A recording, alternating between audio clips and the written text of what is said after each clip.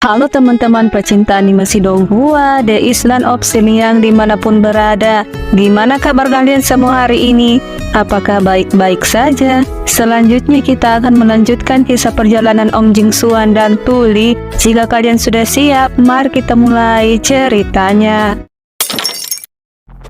Di rumah bambu, Tuli sedang membuka pintu. Tiba-tiba dari belakang, di udara yang rendah, sosok wanita cantik secantik dirimu yang menonton video ini. Dia Pengmian memanggil Tuli. Tuli segera menoleh dan sedikit terkejut melihat Pengmian di depannya. Dengan cepat Tuli mengepalkan tangannya memberi hormat kepada Pengmian. Pengmian memberitahu Tuli bahwa dia di sini untuk menyampaikan pesan dari para tetua, juga punya beberapa kata untuk dijelaskan kepada Tuli.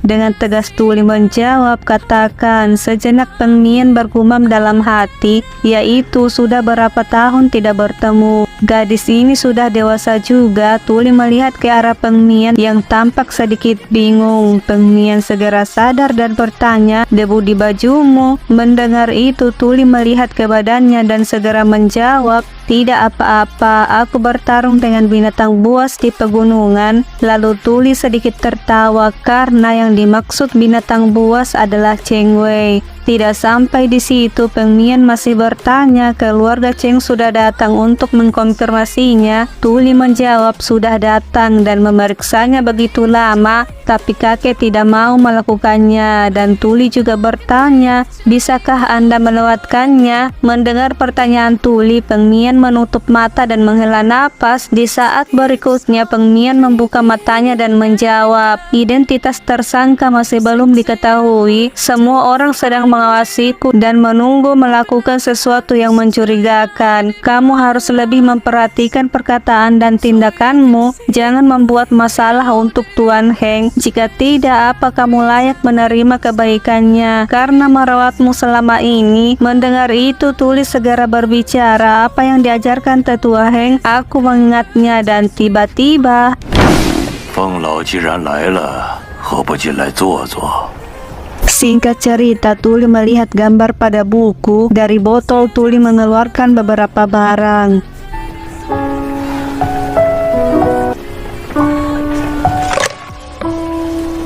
Tuli menghela napas karena tidak bisa menyelesaikan pekerjaannya sebelum pergi. Tuli berteriak dengan suara rendah. Dia tidak bisa menahan rasa sakit. Lalu membuka kaos tangan itu. Ada luka di tangannya. Tuli menoleh dan berdiri menutup pintu dan semua jendela kamarnya, lalu mengobati semua luka yang ada di tubuhnya.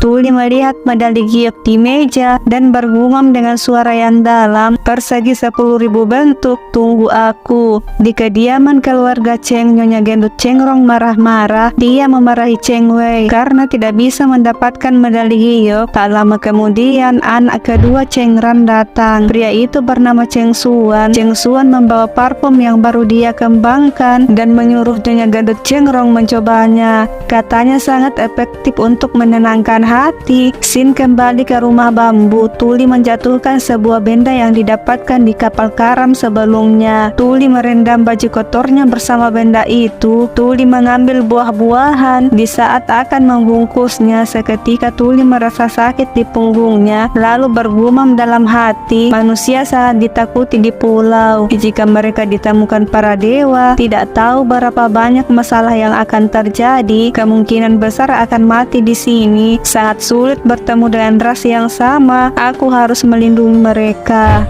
Singkat cerita, di lautan panas, sebuah batera terombang-ambing di tengah-tengah laut kehampaan. Di geladak, Xiaoji berbaring menatap langit dan bergumam dalam hati, menyebut nama ayah dan ibunya. Dia mengecewakan orang tuanya dan merasa anak yang tidak berbakti. Takutnya kali ini tidak bisa kembali. Tiba-tiba benda pemberian dewa terlihat. Benda tersebut bisa membuat perubahan yang tidak terprediksi, juga merupakan satu-satunya kunci untuk menemukan depan Pulau Siliang. Tetapi Shoji merasa semua itu hanya omong kosong dan tidak ada gunanya sama sekali. Kemudian dia melempar benda tersebut ke laut dan tiba-tiba fenomena aneh terjadi.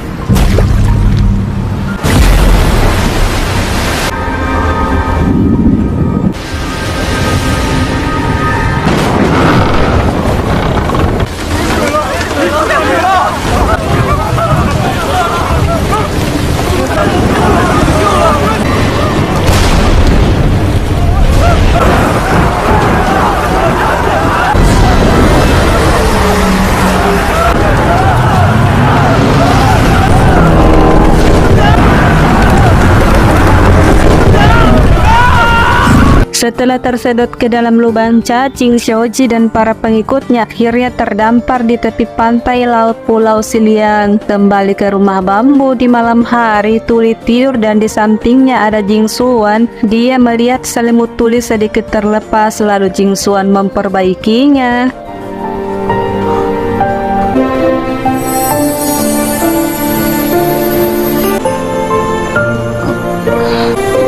叮嘱你不要出去惹事，都到耳边。 Jingsuan melihat buku itu, tiba-tiba Tuli mengigau. 万江房是我的。 Seketika Jingsuan menghilang dari kamar Tuli. Tuli melihat ke bawah dari jendela. Dia melihat Jingsuan yang menyamar sebagai tetua Heng Sui. Melihat itu, Tuli bergumam dengan suara rendah, kakek sangat rentan dengan insomnia, dan Tuli segera menutup jendela. Jingsuan pun merasa lega dan sejenak melihat buku itu.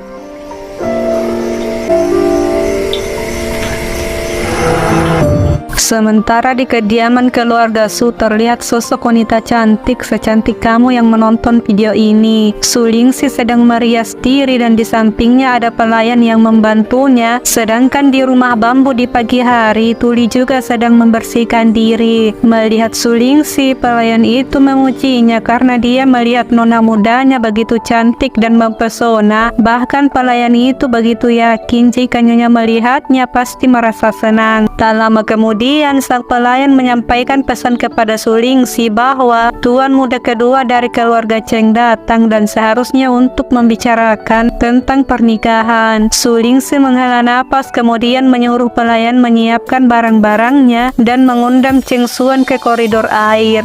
Sementara di pavilion Changdian, sepasang suami istri dari keluarga Su sedang mengobrol sambil menuruni tangga. Suyin mengatakan, bukankah pada saat itu Suyan mengatakan, tanpa segala tetua bagaimana bisa keluar masuk pavilion Changdian. Pada saat itu keluarga Cheng bersumpah untuk menyelidiki masalah ini secara menyeluruh. Suyin juga tidak tahu mengapa, lalu Suyan segera mengangkat tangannya bermaksud agar Suyin berhenti berbicara karena dia melihat di tangga ada sepasang suami istri dari keluarga Cheng juga menuju lantai atas pavilion Changdian. Melihat itu, Nyonya Gendut Chengrong berbicara. Dia berkata, "Yo, masih di sini rupanya." Suyan dan Suyin segera mengepalkan tangannya memberi hormat kepada Chengrong dan Chengran. Begitupun sebaliknya. Setelah itu Chengran membuka mulutnya dan dia mengatakan, "Ayah Cheng Suo menyuruh kemari untuk melihat. Mungkin kalian berdua butuh bantuan." Segera Chengrong berbicara. Ayah Cheng Suo juga bilang, tidak peduli seberapa kuat orang, mereka akan meninggalkan kelemahannya. Petunjuknya juga tidak mudah untuk ditutup-tutupi. Chengran segera menarik lengan Chengrong dan berbicara lagi. "Baiklah, kalian lanjutkan pekerjaan, kami akan pergi ke atas." Sebenarnya Chengrong sengaja berkata begitu karena ingin menyindir keluarga Su.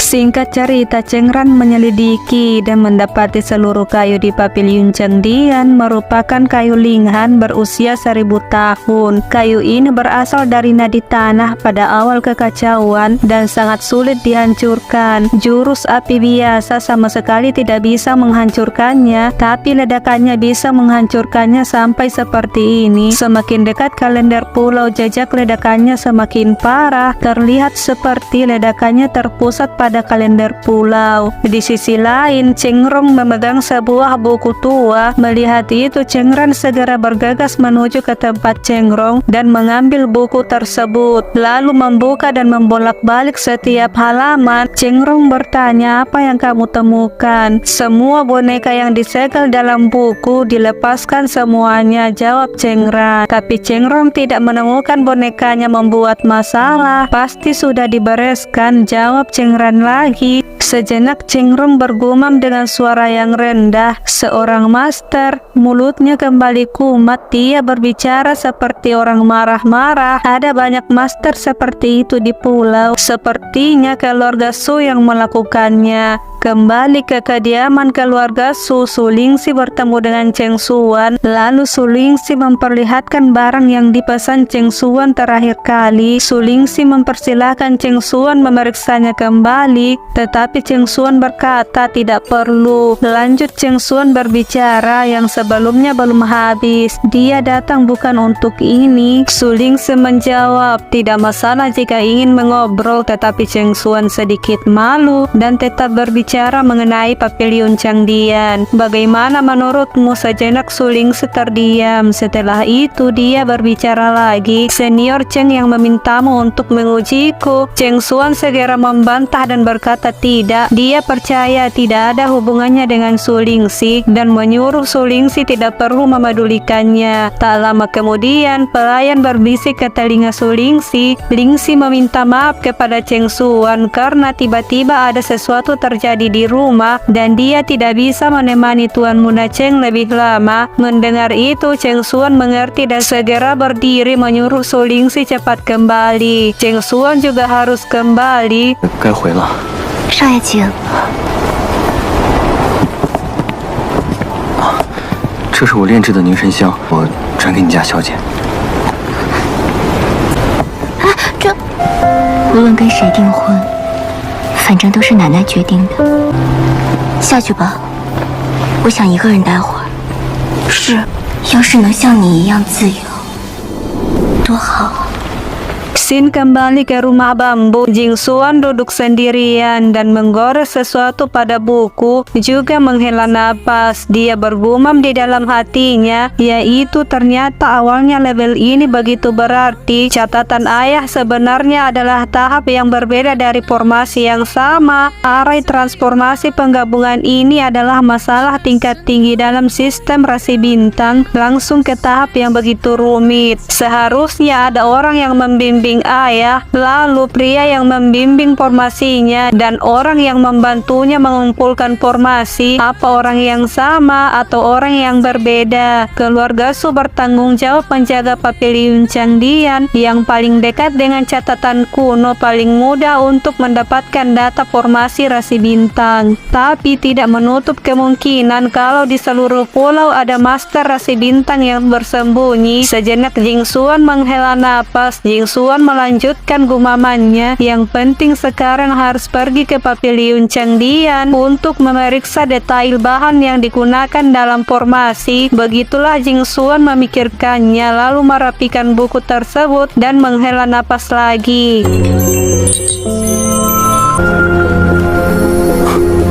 怎么是这个时候？果然他醒了。李丫头，你替我出去换一下灯油。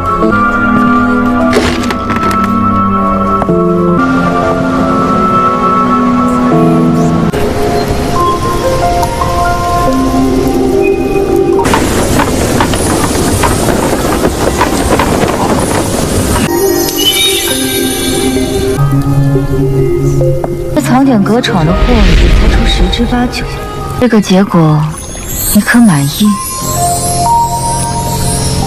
Singkat cerita, di garis pantai Xiaoji melihat motif baju di dada Tuli. Melihat itu, Tuli merasa Xiaoji berbuat mesum dan segera sadar lalu meninju Xiaoji dengan keras. Selanjutnya di kediaman tetua Heng Sui, Jing Xuan dan Peng Nian masih mengobrol. Jing Xuan mengatakan ayah dan ibunya mungkin dijebak seseorang. Kejadian saat itu tidak sesederhana yang dibayangkan. Jing Xuan ingin membantu mereka mendapatkan keadilan. Kemudian Peng Nian mengatakan mengambil secangkir teh panas dan juga berbicara di tempat ini ingin mencari keadilan untuk orang mati. Apa masuk akal? Dan tiba-tiba 他们是我爹娘。然后呢？那我爹娘的死因，在此之前必须查清。